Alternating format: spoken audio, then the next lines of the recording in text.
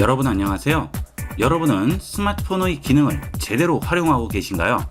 지금부터 여러분만 모르는 스마트폰 곳곳에 숨겨진 다양한 기능을 이용하여 스마트폰을 100% 활용할 수 있는 다양한 팁들을 알아보겠습니다. 메시지 앱부터 알아보도록 하겠습니다. 메시지 앱 실행합니다. 그러면 우측 하단에 말풍선 플러스 모양이 보이시죠? 자, 이걸 누릅니다. 그러면 1대1 대화와 단체 문자 두 가지가 나오죠. 1대1 대화는 우리가 일반적으로 사용하는 메시지 기능이 되겠고요. 그 다음 단체 문자는 한 명에게 뿐만이 아니고 동시에 여러 명에게 같은 문자를 보낼 수 있는 편리한 기능이 되겠죠. 자, 단체 문자 눌러보겠습니다. 그러면 받는 사람이 나오게 되고요. 우측에 있는 플러스 버튼을 누르셔서 내 메시지를 받을 사람을 선택을 해주시면 되겠죠. 이렇게 원하는 사람을 동시에 선택을 해주게 되면 상단에 받는 사람의 내가 선택한 이름들이 전부 나오게 됩니다. 자, 여기서 필요 없으면 마이너스를 눌러서 빼주시면 되겠죠. 자, 이 상태에서 완료합니다. 그러면 IB96님 외 4명으로 수신하는 사람이 나오게 되고요. 자, 이제 메시지만 입력을 해서 전송 버튼 누르면 단체로 내가 선택한 사람에게 메시지를 보낼 수 있습니다. 그런데 우측에 있는 플러스 버튼을 눌러서 연락처에 있는 사람을 이런 식으로 선택할 수도 있지만 그 외에 내가 직접 번호를 입력을 할 수도 있습니다. 자, 그 아래에 보시면 번호 입력칸이 나오죠. 자, 여기에 연락처에 없는 번호를 입력을 하고 플러스를 누르시게 되면 그 번호도 보낼 수가 있죠. 이 단체 문자의 장점은 연락처에 없는 사람도 직접 번호를 입력해서 전송을 할 수 있는 기능이 되겠습니다. 일상에서 단체 문자를 보낼 일이 있죠. 보통은 인터넷에서 비용을 지불하고 전송하시는데 그럴 필요 없이 이렇게 단체 문자 기능을 이용하면 간단하게 원하는 사람에게 문자 메시지를 전송할 수 있습니다. 자, 그 다음 메시지 앱 들어온 상태에서 우측 상단 점세개 버튼 누릅니다. 그리고 설정으로 들어갑니다. 그 다음 추가 설정 들어가세요. 그러면 연락처에서 보낸 웹 링크 미리 보기라고 나오게 되죠. 자, 이 기능을 켜게 되면 이렇게 링크를 메시지로 보내게 될 경우 그 메시지 하단에 미리 보기가 나오게 됩니다. 그러면 링크를 누르지 않아도 무슨 링크인지 확인을 할 수가 있겠죠. IB96 웹 주소를 링크로 보내봤는데요. 이렇게 웹 링크 주소를 보내게 되면 하단에 미리 보기가 나오게 되죠. 이렇게 되면 그 링크가 어디인지 금방 알아볼 수가 있겠죠. 이렇게 웹 링크 미리 보기를 했을 때 장점은 이런 식으로 링크가 왔는데도 미리 보기가 나오지 않는 경우가 있어요. 이런 경우 피싱이 거의 대다수라고 보시면 되겠습니다. 링크를 누르기 전에 미리 확인을 해볼 수가 있는 장점이 있죠. 웹링크 미리 보기는 꼭 켜고 이용을 하시고요. 그 다음 그 아래 보시면 이미지 공유 시 위치 삭제에 지금 체크가 되어 있죠. 이것도 되도록이면 체크를 하고 이용하도록 하세요. 자, 이미지를 한 장 보내봤는데요. 이 이미지를 터치하면 이렇게 큰 사진으로 나오게 되죠. 자, 이럴 때 이 이미지를 내 스마트폰에 저장을 합니다. 그 다음 갤러리로 들어갑니다. 그러면 갤러리에 사진이 저장이 돼 있겠죠. 자, 이 사진을 들어가신 다음 우측 하단 점세개 버튼 누르시고 상세 정보로 들어갑니다. 그러면 이 사진을 찍은 장소를 정확하게 확인을 할 수 있죠. 아래쪽에 주소도 나오게 되죠. 자, 터치하고 들어가시게 되면 정확한 위치까지 지도에서 확인을 할 수 있습니다. 그리고 찍은 날짜도 전부 확인이 가능합니다. 내가 언제 어디를 이동했는지 어느 위치에서 무슨 사진을 찍었는지를 모두가 알 수 있죠. 요즘같이 개인정보에 대해서 민감한 때에는 이런 것은 조심하시는 게 좋겠죠. 이미지 공유 시 위치 삭제는 되도록이면 체크하고 이용하도록 하세요. 물론 이미지 공유 시 위치 삭제에 체크가 돼 있더라도 사진을 찍을 때는 위치를 삭제하지 않고 그대로 저장을 할 수가 있죠. 자, 갤러리로 들어갈게요. 그 다음 사진을 선택을 합니다. 그 다음 우측 하단 점세개 버튼 똑같이 누르시고요. 상세 정보 들어갑니다. 그러면 위치가 나오게 되고요. 이 사진을 언제 찍었는지까지 전부 나오게 되겠죠. 그리고 어떤 카메라로 찍었는지도 확인을 할 수가 있습니다. 자, 갤러리에는 이런 정보들이 전부 저장이 돼 있지만 사진을 다른 사람에게 전송할 때만 이런 위치 정보를 삭제하게 되는 거죠. 스마트폰으로 사진을 찍었을 경우 내 개인적인 기록이기 때문에 사진의 이 위치 정보나 날짜 같은 것들은 그대로 놔두고 싶어요. 그리고 전송할 때만 지우고 싶습니다. 이럴 때 이용하시면 좋겠죠. 이 경우에는 메시지로 전송할 때만 삭제가 되겠고요. 만약에 사진을 복사해서 다른 사람에게 줄 경우 그런 경우에는 해당이 되지 않죠. 자, 그럴 때는 어떻게 할까요? 똑같이 갤러리에서 사진을 터치하고 들어오신 다음 우측 하단 점 3개 버튼 누르시고 상세 정보 들어갑니다. 그리고 편집으로 들어가세요. 여기서 위치 정보에 마이너스 버튼을 누르면 이 사진의 위치 정보는 없어지게 되겠죠. 자, 이렇게 해서 찍은 날짜나 또는 위치 정보를 빼줄 수 있습니다. 자, 그 다음에 저장을 하시면 이거는 전부 삭제가 되겠죠. 자, 편리한 대로 이용을 하시면 되겠습니다. 자, 그 다음은 똑같이 추가 설정에서 멀티미디어 메시지가 되겠습니다. 자, 여기를 눌러보시게 되면 자동 다운로드라고 돼 있죠. 자, 여기에 저는 체크가 꺼져 있습니다. 이렇게 체크가 꺼져 있을 경우에는 텍스트 이외에 사진, 영상, 위치 정보 이런 것들은 전부 자동으로 다운로드 되지 않고요. 내려받기 버튼이 나오게 됩니다. 자, 이런 경우가 되겠죠. 자, 지금 이 경우에는 제목 없음이라고 나오고 내려받기 버튼이 있죠. 자, 이때 이 내려받기 버튼을 눌러야지만 사진, 영상, 파일, 웹링크 등을 확인을 할 수가 있습니다. 자, 다시 메시지를 하나 보냈는데요. 이번에도 사진을 전송을 했습니다. 자, 이번에는 어떻게 나오죠? 제목 없음이라고 해서 나오죠. 자, 이렇게 텍스트 외에 전송되는 것은 전부 다운로드 받아야지만 볼 수 있는 거죠. 자, 다운로드를 한번 받아 볼게요. 터치합니다. 그러면 이렇게 확인을 할 수가 있겠죠. 자, 이 부분이 멀티미디어 메시지의 자동 다운로드 기능이 되겠습니다. 자, 이 경우에는 여러분이 어떤 식으로 이용하는지에 따라서 체크를 하시고 이용하시면 되겠습니다. 자, 메시지가 아는 곳에서 왔을 때는 터치해서 다운로드 하시면 되겠지만 모르는 곳에서 온 것은 자동 다운로드가 되면 위험할 수가 있죠. 자, 그래서 되도록이면 끄고 이용을 하시면 좋은데 매번 터치해서 다운로드 해야 되는 불편함은 있겠죠. 모르는 곳에서 온 MMS 메시지는 터치해서 다운로드 하시면 안 되겠죠. 그것만 조심하시면 되겠습니다. 자, 다시 메시지 앱에서 우측 상단 점 3개 버튼 누르시고요. 다시 설정 들어갑니다. 자, 이번에는 메시지로 들어가 보도록 하겠습니다. 그러면 상단에 수신 차단과 스팸으로 신고 두 가지가 나오게 되죠. 이 기능은 얼마 전에 생긴 기능인데요. 내 스마트폰에 연락처가 저장이 되어 있지 않은 경우에 수신 차단과 스팸으로 신고 버튼이 뜨게 됩니다. 자, 수신 차단은 이 해당 번호를 차단을 하는 거죠. 자, 그 다음에 스팸으로 신고는 이 번호를 스팸으로 신고하게 되는 겁니다. 그러면 인터넷진흥원의 스팸 전화번호로 등록이 돼서 이제 그 번호는 차단이 되는 거죠. 이 수신 차단은 내 스마트폰 자체적으로 차단하는 방법이 되겠습니다. 자, 그 다음 해당 번호의 우측에 있는 화살표를 누릅니다. 그러면 연락처에 추가가 있죠. 자, 이 번호는 연락처에 추가해야 될 것 같아요. 그러면 바로 여기서 연락처에 추가를 해주시면 되겠죠. 그러면 이름을 입력할 수 있죠. 입력을 하고 휴대전화 번호는 자동으로 들어오게 됩니다. 그 다음 나머지 정보도 입력을 해줄 수 있죠. 자, 여기서 바로 연락처에 추가할 수 있고요. 여기도 수신 차단이 있죠. 자, 그 다음 수신인 추가 삭제가 있죠. 자, 이 메시지를 수신인을 추가 삭제해서 전달을 할 수 있습니다. 수신인 추가 삭제 누릅니다. 그러면 지금 번호가 이미 하나 올라와 있죠. 자, 그 다음 또 다른 번호를 눌러주세요. 그 다음 또 눌러줍니다. 이렇게 지금 메시지를 전송받을 사람을 전부 선택을 해주겠죠. 또는 여기에 번호를 직접 입력하셔도 됩니다. 앞서 그룹 문자나 똑같은 방법이죠. 자, 이렇게 해서 완료해 주시면 단체 문자를 전송할 수 있는 거예요. 메시지를 전달할 때 이용하시면 편리하게 이용할 수가 있겠죠. 그 다음은 전화 앱으로 들어가겠습니다. 자, 우측 상단 점 3개 버튼 누르시고요. 설정으로 들어갑니다.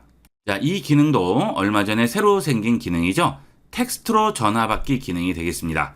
자, 이 텍스트로 전화받기 기능을 켜게 되면 내가 음성으로 전화를 받기 곤란한 상황에 상대편이 나에게 전화를 하면 상대편의 모든 목소리는 텍스트로 들어오게 됩니다.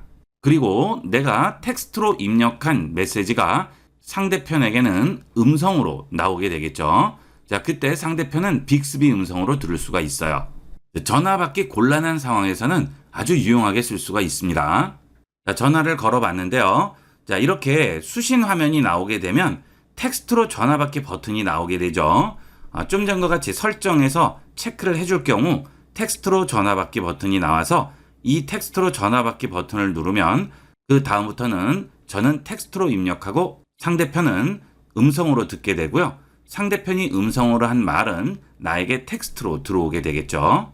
전화를 받기 곤란한 상황에서는 아주 유용하게 쓰일 수 있습니다. 잘 기억해 놓으셨다가 이용해 보도록 하세요.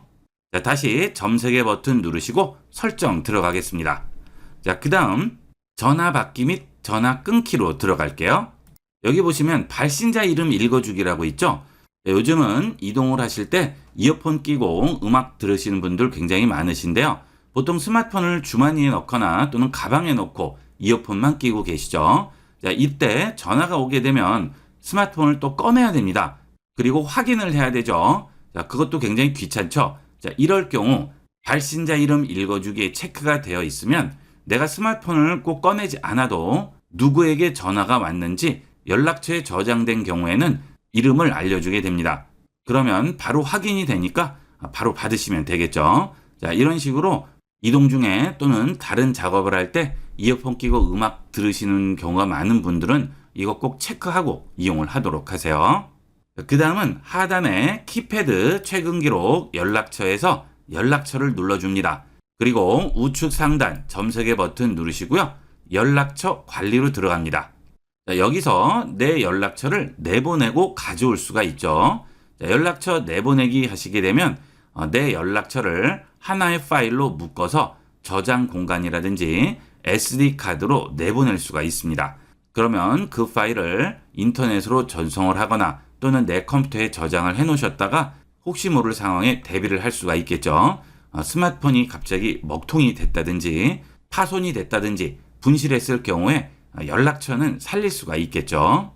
연락처가 많이 저장되어 있는 분들은 자주는 아니더라도 가끔 한 번씩 내보내기를 이용을 해서 저장을 하신 다음 PC나 클라우드에 올려놓고 보관을 해두도록 하세요. 그 다음 그렇게 저장된 연락처를 내 스마트폰에 복사한 다음 연락처 가져오기로 가져오시면 되겠죠. 자, 이때는 클라우드에서도 들고 올 수 있습니다. 자, 다시 연락처에 우측 상단 점 3개 버튼 누르시고요.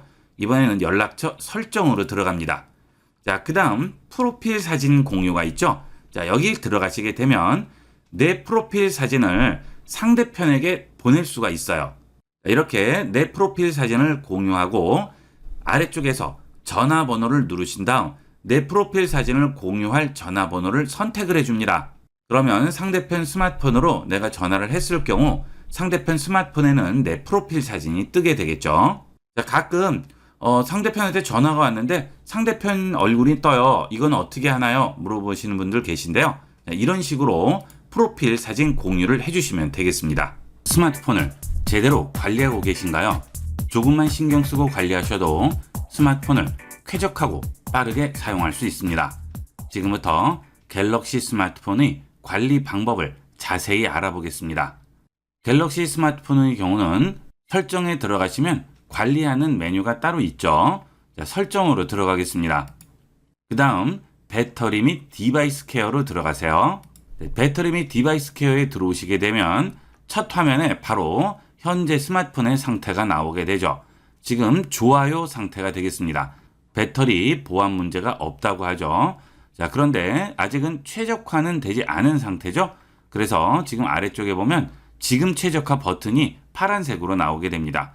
최적화할 필요가 없으면 이 버튼이 딤드 돼 있어요. 자, 일단 최적화를 해보도록 할까요? 그러면 높은 배터리 사용량이 있는 앱이라든지 오류라든지 이런 것들을 전부 검사를 해주게 됩니다. 완료합니다. 그러면 완벽해요라고 나오게 되죠. 지금 상태는 최적화가 된 상태가 되겠습니다. 그 다음 아래쪽에 보시면 배터리, 저장 공간, 메모리, 디바이스 보호라고 나오죠. 여기서 기본적인 최적화를 해주게 됩니다. 자, 일단 배터리부터 볼게요. 현재 91%가 충전된 상태인데요. 나머지 10%가 충전되려면 1시간 14분이나 걸린다고 하죠. 자, 지금 제가 컴퓨터의 USB 포트를 이용을 해서 저속으로 충전되고 있는 중이라서 그렇습니다. 충전기에 바로 연결을 하게 되면 여기 있는 시간이 많이 짧아지겠죠. 배터리 안으로 들어가 볼게요. 자, 지금 여기 보시면 USB 연결됨이라고 나오죠. 이거는 컴퓨터에 연결됐다는 뜻이 되겠습니다. 자, 그 다음 기본적인 정보들이 나오죠. 지금 절전 모드에 체크가 되어 있죠. 이 절전 모드를 체크를 해 두셔야 사용 시간이 길어지겠죠. 그 다음은 백그라운드 앱 사용 제한이라고 있죠. 자, 여기를 들어가시게 되면 백그라운드에서 작동되는 앱들을 사용을 제한하도록 설정할 수가 있습니다. 지금 초절전 상태 앱이 92개고요. 절전 상태 앱이 4개죠. 만약 여기에 절전 예외 앱에 숫자가 나와 있다면 들어가셔서 꼭 확인을 해보도록 하세요. 만약 내가 설치한 앱이 절전 예외로 돼 있다면 그것은 그 앱에 문제가 있는 거죠. 해킹이나 바이러스를 위한 기능들이 숨겨져 있는 앱이 설치되어 있을 경우에는 절전 예외 앱에 반드시 올라가 있을 거예요. 절전 예외 앱을 보시고 여기에 숫자가 나와 있을 때는 꼭 확인을 해보도록 하세요. 시스템이나 여러분이 항상 이용하는 그런 앱들이 아니고 생소한 앱들이 설치되어 있을 경우는 그 앱은 지워주시는 게 좋겠죠. 자, 그 다음 기타 배터리 설정으로 들어갑니다. 자, 지금 배터리 최적화에 체크가 되어 있죠. 배터리를 오래 쓸 수 있도록 최적화를 해주는 건데요. 이거는 꼭 켜놓고 이용을 하셔야 되겠죠. 그 다음 배터리 잔량 표시는 켜놓는 게 좋겠죠. 확인을 할 수 있죠. 자, 그 다음 고속 충전도 꼭 켜놓도록 하세요. 여러분 스마트폰 어댑터가 고속 충전을 지원을 할 경우 여기에 체크가 돼 있으면 고속 충전이 되지만 이게 꺼져 있으면 충전 어댑터가 아무리 고속 충전을 하더라도 스마트폰으로 고속 충전이 되지 않습니다. 고속 충전은 꼭 켜놓고 이용하시고요. 배터리 보호 부분도 되도록이면 켜는 게 좋겠죠. 배터리는 완충과 완전 방전을 하게 되면 배터리 수명에 치명적인 영향을 주게 됩니다. 되도록이면 20에서 80% 구간만 충전을 하고 방전이 되는 게 좋아요. 20% 이하로 내려가서 완전 방전이 된다거나 100% 충전을 하면 배터리 사용량이 한 사이클이 되기 때문에 수명이 줄어들게 됩니다. 되도록이면 20에서 80% 안에서 이용하는 게 좋겠죠. 그래서 스마트폰을 아주 빈번하게 이용하시는 게 아니라면 배터리 보호는 켜놓고 이용을 하시는 게 좀 더 배터리 수명에 많은 도움을 주겠습니다. 그 다음은 저장 공간이죠. 자, 저장 공간 들어가 보시면 지금 현재 128기가의 용량이 있는데 69.79기가를 쓰고 있죠. 지금 남아있는 공간이 대략 한 40% 정도는 남아 있어요. 자, 근데 그 아래에 보시면 어떤 파일이 어느 정도의 용량을 차지하는지를 확인할 수가 있습니다. 자, 지금 뒤에 보시면 GB라고 되어 있죠. 자, 이것은 기가바이트가 되겠고요. MB라고 되어 있는 것은 메가바이트가 되겠습니다. 1000메가바이트가 1기가가 되는 거죠. 자, 예를 들어서 여기 기타 파일이 451메가바이트죠. 자, 1000메가바이트가 1기가라고 했으니까 1000의 반 정도 되죠. 자, 그러면 기가바이트로 바꾸면 0.5기가가 되는 겁니다. 내장 저장 공간 용량도 기가바이트 단위로 되어 있죠. 이런 식으로 용량은 확인하시면 되겠습니다. 지금 현재 이미지가 1기가가 있고요. 오디오 55메가가 있고 시스템이 26기가, 휴지통에 18메가가 있죠. 동영상이 6기가가 있습니다. 지금 현재 공간을 많이 차지하고 있는 건 없는데 그래도 그 중에 많이 차지하는 것은 동영상이 지금 제일 많은 자리를 차지하고 있습니다. 시스템은 스마트폰이 작동되려면 반드시 있어야 되는 거기 때문에 이거는 예외로 두셔야 되겠고요. 현재 상태는 동영상이 제일 많이 차지를 하고 있네요. 자, 그러면 옆에 화살표를 눌러서 동영상으로 들어가 봅니다. 자, 그러면 동영상들이 지금 저장되어 있죠. 저장 공간이 부족하실 경우에는 필요 없는 영상들은 제거를 하시는 게 좋겠죠. 자, 터치하시고 기다리시면 이렇게 체크가 나오게 되죠. 자, 필요 없는 것들은 이렇게 체크를 하신 다음 여기서 삭제 버튼을 눌러서 삭제하시면 되겠습니다. 저장 공간을 정리해야 하는 이유는 전체 공간에서 대략 30% 정도의 여유 공간이 있어야 스마트폰이 원활하게 돌아가게 됩니다. 남아있는 저장 공간이 작아질수록 스마트폰이 많이 느려지게 돼요. 30% 정도를 유지하시면 좋은데요. 정 안 되면 20% 정도의 빈 공간을 유지해 주도록 하세요. 자, 그 다음 또 아래로 내려갑니다. 그러면 현재 캐시 파일이라고 있고요. 중복 파일이라고 있죠. 이런 중복 파일들은 정리를 해주는 게 좋겠죠. 우리가 하나의 파일을 문자로 보내고, 그 다음 카톡으로도 보내고, 그 다음 갤러리에도 저장하고, 다른 편집 프로그램에서 또 편집도 했어요. 그렇게 되면 똑같은 파일이 4개가 저장되게 됩니다. 그런 식으로 하다 보면 중복 파일이 엄청나게 늘어나서 용량을 많이 차지하게 되죠. 자, 필요 없는 중복 파일들 전부 제거해 주도록 하세요. 자, 여기 보시면 어디에 중복되어 있는지 나오죠. 자, 이런 식으로 필요 없는 것들은 전부 선택을 해서 삭제를 하도록 하세요. 자, 이렇게 다 선택을 하신 다음 삭제를 해주시게 되면 그런 파일들은 전부 휴지통으로 버려지게 됩니다. 그 다음은 캐시 파일이죠. 이런 캐시 파일들은 임시로 저장한 것들이기 때문에 이것도 전부 지우셔도 상관이 없습니다. 전체 선택하시고 삭제하도록 할게요. 그 다음은 사용하지 않는 앱이라고 있죠. 이 사용하지 않는 앱들은 몇 개월 이상 쓰지 않은 앱들인데요. 보통 2, 3개월 이상 쓰지 않으면 거의 쓰지 않는다고 봐야죠. 그런 것들도 전부 제거를 해주도록 하세요. 이 앱들이 차지하는 공간도 굉장히 큽니다. 지금 여기 있는 어도비 포토샵 믹스, 캡처 2개만 합쳐도 벌써 500메가가 되죠. 0.5기가가 되겠습니다. 자, 그 다음에 포토샵 익스프레스라고 또 있죠. 자, 그 다음 오디오 클립, 스케치, 익스페디션 이런 것들만 지워주셔도 몇 기가 용량은 간단하게 확보할 수 있습니다. 한번 쭉 살펴보시고요. 자주 쓰지 않는 앱들은 바로 지워주도록 하세요. 자, 그 다음에 용량이 큰 파일은 거의가 영상이 되겠죠. 이런 것들도 한 번씩 확인하시고 필요 없는 거는 전부 깔끔하게 정리하도록 하세요. 그 다음에 메모리가 있네요. 스마트폰은 컴퓨터와 다르게 메모리 용량이 한계가 있죠. 내가 원한다고 더 느릴 수도 없기 때문에 이 메모리 관리는 잘 해주셔야 합니다. 지금 저는 메모리가 6기가가 있는데요. 그 중에서 3.8기가를 사용하고 있죠. 메모리 공간이 부족하면 스마트폰의 속도가 현저하게 떨어지게 됩니다. 속도에 가장 영향을 주는 부분이 되겠습니다. 지금 예비 공간이 얼마 남지가 않았네요. 여기 보시면 최근에 사용하지 않는 앱이 0.9기가입니다. 거의 1기가죠. 이런 것들은 정리를 해주는 게 좋겠죠. 자, 지금 정리하겠습니다. 그러면 공간을 확보를 하게 돼요. 그러면 지금 2.2기가로 늘어났죠? 이런 식으로 스마트폰의 속도가 갑자기 느려진 것 같다고 생각이 되시면 스마트폰을 재시동을 한번 해주시거나 또는 이렇게 메모리를 한 번씩 정리해 주도록 하세요. 스마트폰에는 저장 공간과 메모리 두 가지가 있죠. 저장 공간은 전원이 공급이 되지 않아도 저장이 되어 있습니다. 그래서 스마트폰을 다시 켜면 그대로 저장이 되어 있겠죠. 하지만 메모리는 스마트폰을 이용을 할 때 임시로 쓰는 저장 공간이에요. 그래서 전원이 공급되지 않으면 메모리에 있는 것은 모두 사라지게 됩니다.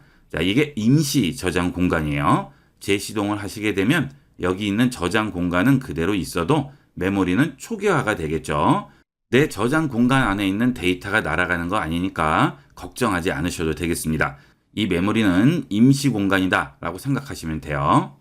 그 다음은 없는 스마트폰도 있을 텐데요. 램 플러스라고 새로 생긴 기능입니다. 스마트폰은 아까 말씀드린 대로 메모리를 증설을 할 수가 없고 처음에 설치된 메모리를 그대로 써야 되기 때문에 메모리 부족 현상이 일어나면 다른 방법이 없죠. 처음에 구입을 하실 때는 충분한 공간이었을지 모르겠지만 시간이 지나면서 안드로이드도 업데이트되고 앱도 여러 가지 쓰다 보면 메모리 공간이 부족한 경우가 있습니다. 자, 그럴 때는 여기 있는 램 플러스에 들어오셔서 휴대폰의 저장 공간을 마치 임시 저장 공간인 램처럼 이용하는 거죠. 자, 이 경우 속도가 아주 미세하게는 떨어질 수 있겠지만 훨씬 더 쾌적하게 이용을 할 수 있습니다. 메모리가 부족할 경우 여기서 높은 메모리로 바꿔주도록 하세요. 그 대신 휴대폰은 껐다가 켜주셔야 되겠죠. 그러면 지금 1.9 남았던 공간이 2기가가 추가됨으로써 3.9기가로 늘어날 수가 있죠. 훨씬 더 여유롭게 이용할 수가 있겠습니다. 특히 최신형 스마트폰보다는 한두 세대 이전 스마트폰에는 좀 더 효과를 볼 수가 있어요. 그 다음 디바이스 보호라고 나오죠. 자, 지금 검사 필요라고 나오죠. 저는 강의용이라서 태블릿으로 보여드리고 있지만 여러분은 휴대폰 검사라고 나오게 되겠죠. 1, 2주에 한 번 정도 검사를 해주도록 하세요.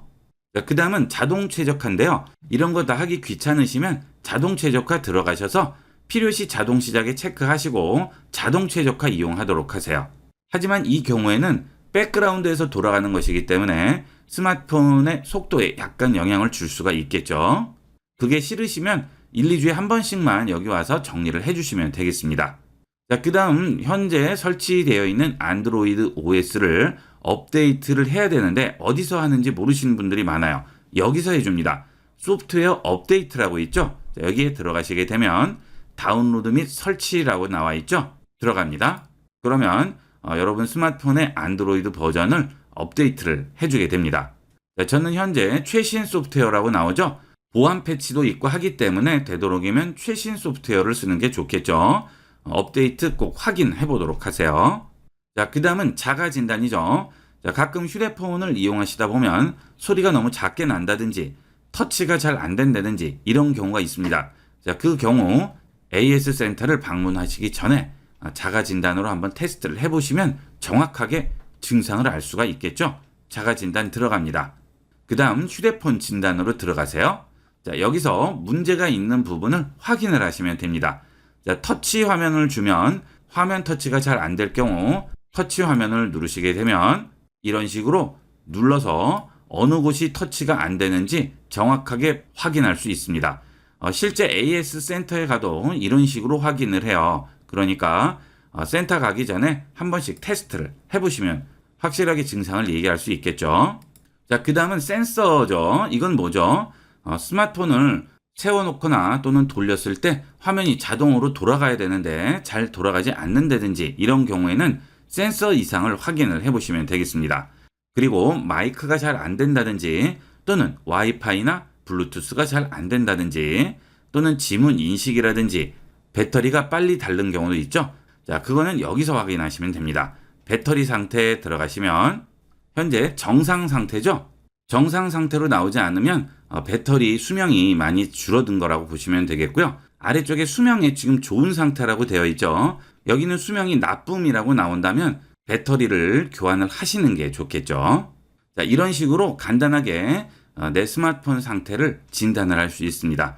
제일 많이 쓰이는 것은 이 배터리 상태가 되겠어요. 배터리가 요즘 너무 빨리 닳는다 싶을 때는 꼭 한번 체크를 해보시고요. 여기서 문제가 없는데 빨리 닳아요. 그럴 때는 앞서 말씀드린 대로 최적화하는 곳에 가셔서 최적화를 해주시면 되겠고요. 그 다음 또 하나는 지금 자가 진단 여기 다시 들어가신 다음에 배터리를 특별히 많이 사용하는 앱을 확인을 해보시면 되겠습니다. 앱별 배터리 사용량 진단에 들어가셔서 배터리를 많이 사용하는 앱이 있는지 확인을 해보도록 하세요. 내가 쓰는 앱이면 상관이 없는데 만약에 내가 쓰지 않는 앱인데 여기에 들어와 있어요. 그거는 무조건 삭제해 주셔야 되겠죠. 자, 그 다음 또 하나는 보안 진단이죠. 휴대폰 성능과 보안을 떨어뜨리는 앱을 확인한다고 하죠. 자, 여기 들어가셔서 혹시 떠 있는 앱이 있다면 그런 앱들도 삭제를 해주시는 걸 권합니다. 자, 그 다음 저 같은 경우에는 수리 모드라고 되어 있죠. 이 수리 모드에 들어가시면 요즘은 스마트폰으로 개인 정보라든지 또는 금융 거래 이런 것도 전부 저장이 돼 있어요. 그래서 AS 센터에 맡기거나 수리를 맡길 때 왠지 좀 찝찝한 그런 사진이라든지 내 개인 정보 같은 것들이 있을 수 있죠. 자, 그럴 때는 여기에서 수리 모드를 켜주시게 되면 사진이라든지 메시지, 계정 같은 내 개인 데이터에는 접근을 할 수가 없게 되고요. 기본 설치된 앱만 제공이 됩니다. 그러면 안전하게 맡길 수가 있겠죠. 수리 맡기시기 전에 여기서 켜고 이용을 해보도록 하세요. 그 다음 수리 모드를 끌 때는 잠금을 해제해야 됩니다. 잠금 해제는 비번이나 패턴으로 돼 있으면 다른 사람은 들어갈 수가 없겠죠. 그렇게 이용을 하시면 좀 더 안전하게 이용을 하실 수가 있습니다. 자, 그 다음은 스마트폰을 충전을 하실 때 계속 전원 케이블을 꽂아 놓는 경우가 많으신데요. 그거는 좋지 않죠. 배터리에도 좋지 않을 뿐더러 화재의 위험성도 있습니다. 되도록이면 충전이 끝나면 전원 코드는 꼭 뽑아놓고 이용을 하도록 하세요. 자, 이렇게 해서 스마트폰을 좀 더 빠르고 쾌적하게 이용하기 위한 배터리 및 디바이스 케어 설정에 대해서 알아봤습니다. 적어도 2, 3주에 한 번 정도는 최적화를 해주도록 하세요. 자, 이번 시간은 여기까지 하도록 하겠습니다. 감사합니다.